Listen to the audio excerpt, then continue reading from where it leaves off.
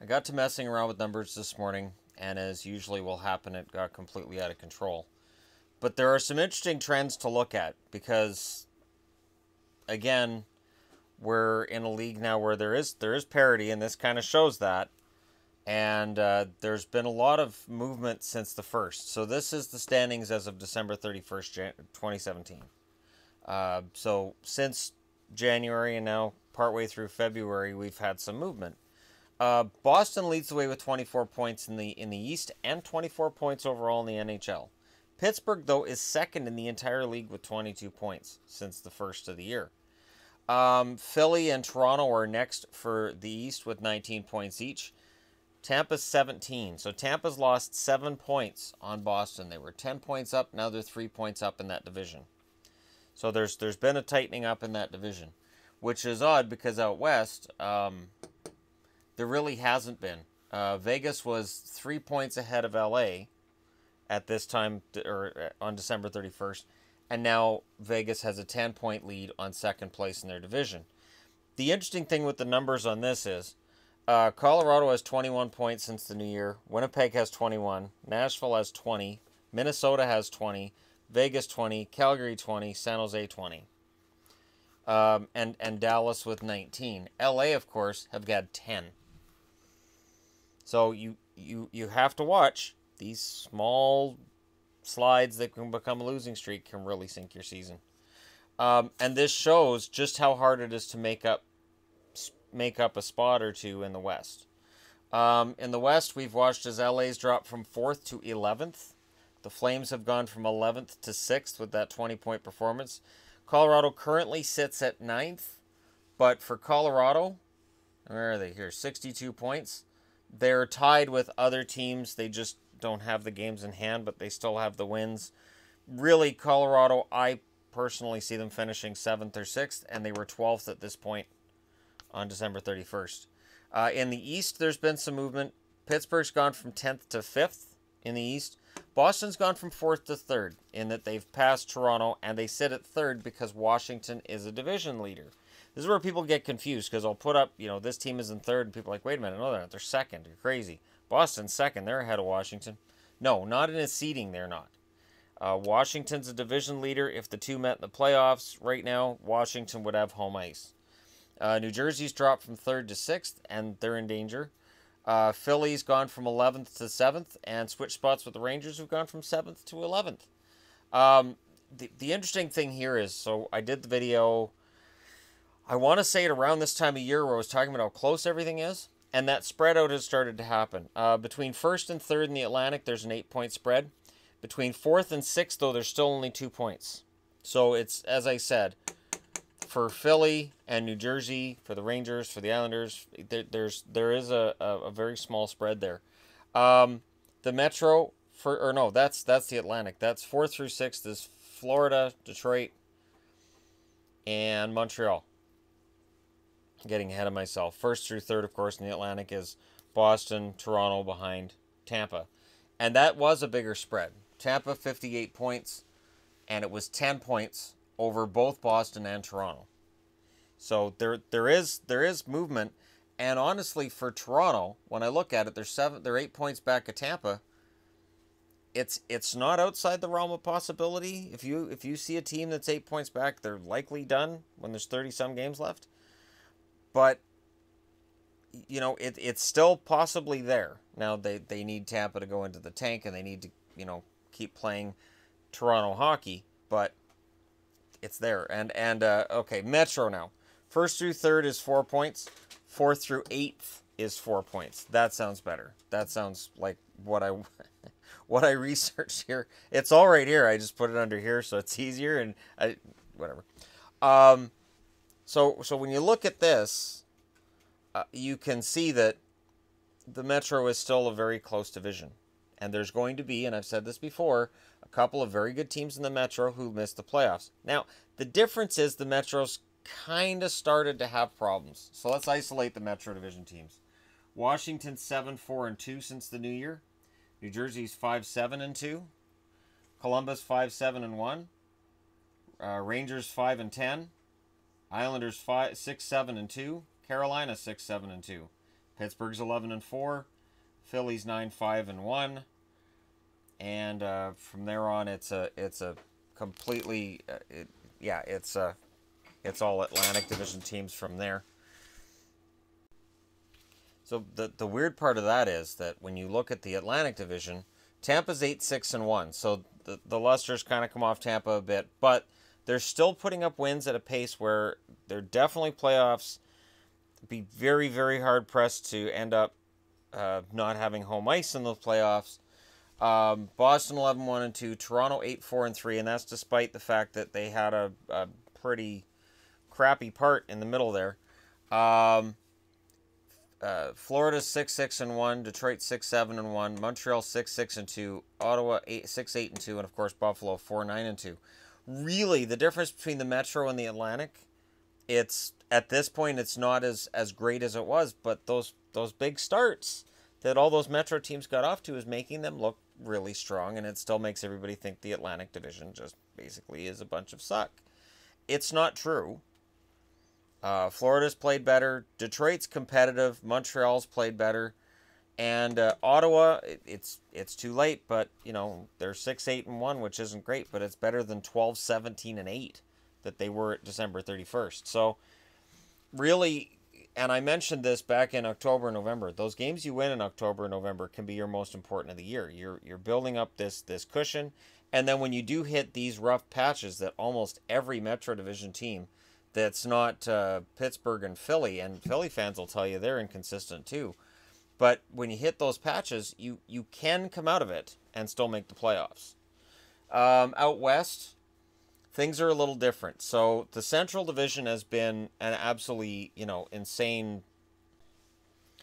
In fact, let's just look at the Central. So first to fourth, there's a 7-point gap. That sounds like they're not close, and yet when you look back, you had Winnipeg with 52, Nashville with 51, St. Louis with 50, and then Dallas with 47. So there's only 2 extra points between first and fourth now from what there was December 31st. Fourth through sixth in the Central, there's only 4 points difference. We're not getting into seventh because seventh is Chicago. Chicago, since December 31st, 6-7-2. And that hurts. They really, really didn't need that. Colorado leads the way in the West with 21 points. Winnipeg's tied with them. The way that I did this is I looked at who's played the most games, put them at the bottom if they have the same amount of points. So a team with points and less games goes to the top. Thus Colorado being ahead of Winnipeg, also because they've got more wins. Nashville 20 points, Minnesota 20 points, Vegas 20 points, Calgary 20 points, San Jose 20, Dallas 19. That is what this whole parity thing looks like. You have got 8 teams here separated by 2 points. And you've got Central. So 5 of them are in the Central, and there's only 2 points separating those 5.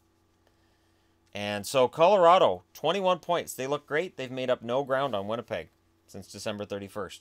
They've gained 1 point on Nashville, 1 point on Minnesota, and 2 points on Dallas.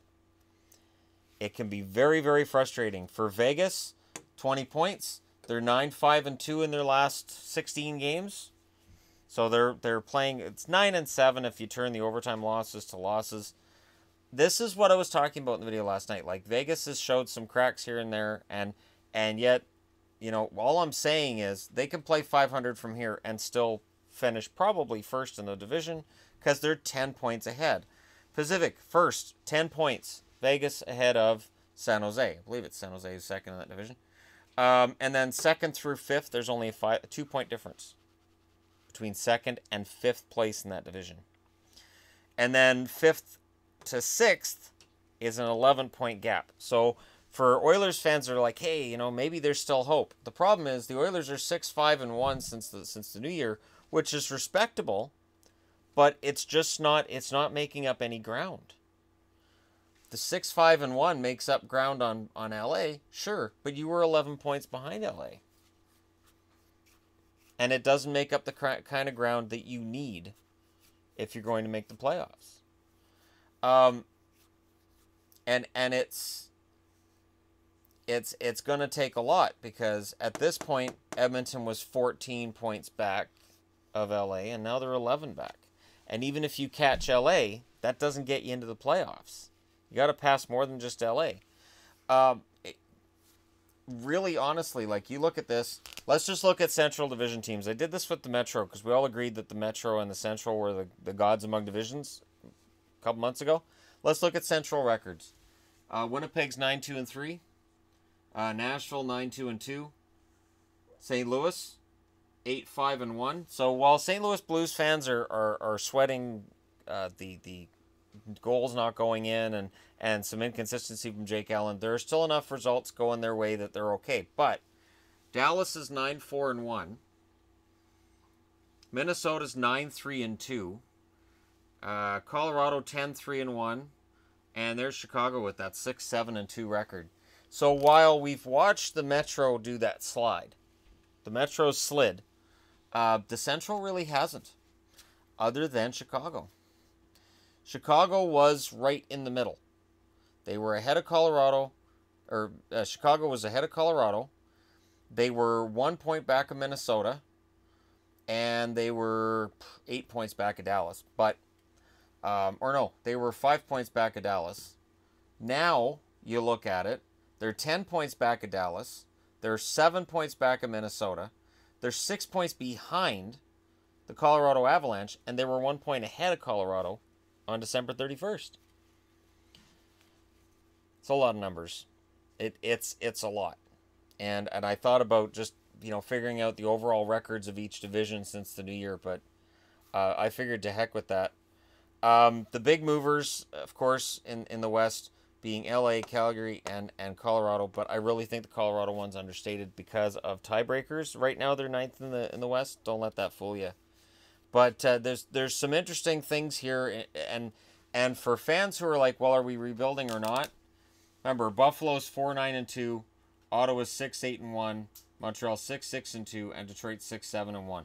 Those four in the East, I look at and I say, yep, that's a rebuild because they're not making up any ground, and you might as well do some selling. Or in Ottawa's case, I guess it's going to be a retool. And Florida, I would put them in that category, other than the fact they've won 4 in a row. But here's the thing. So they've won 4 in a row, but that means they're 2-6-1 before those 4 in a row. So now that they're 6-6-1, they were 2-6-1. See, and it all kind of evens out for these teams. In the West, of course, Arizona's kind of done 3-5-4. Vancouver's done 5-8-1. Edmonton, I think, is too far out, 6-5-1. And Chicago, I'm starting to look at Chicago and say, you know what? It's probably done this year. Even if they get Crawford back, even if Crawford makes a big difference, this 6-7-2 record in 2018 is just killing them. And there's really no way around it, because they now find themselves back of a bunch of teams that they need to beat to get into the playoffs, and the amount of points back. And again, look at this. 2 points separating 8 teams. Everybody who needs to play well is in this spot. And also notice, this could be the 8 teams that make the playoffs. Here, Boston, Pittsburgh, Philly, Tampa, Toronto, Washington. That's probably 6 teams that make the playoffs. So, there's still some hockey left to be played, but it for the teams I underlined, I think the season's over. But you guys can let me know what you think in the comment section below. Again, this is why I say when I watch a team lose a game that they probably should have won, and some of the things I see, I say what I say, because I know how quickly things can change if a team goes into a slump. Look at LA. And I know if you get on a winning streak, things can change quickly. Look at Calgary, look at Colorado. And in the East, you can look at Boston, and Boston could find themselves first by the end of the year, which could be a jinx. I agree. If Boston somehow makes up the ground on Tampa and wins the President's Trophy, they're screwed. They're not winning the Stanley Cup, because that's just the way the President's Trophy works. But you guys can let me know what you think in the comment section below. Go ahead and hit like and subscribe if you're browsing your way through. And again, I shouldn't be allowed near the whiteboard first thing in the morning, because this is the kind of stuff that happens. start looking at stuff, and I'm like, hey, I wonder. And then it starts, yeah. For those of you who watch Doctor Who, I just feel like it all turns Gallifreyan on me pretty quick. Like the 12th Doctor when he's just writing Gallifreyan everywhere. Anyways, that's my nerd moment of the day. Thank you for watching. Hit like and subscribe if you're browsing your way through, and hey, I'll talk to you again soon.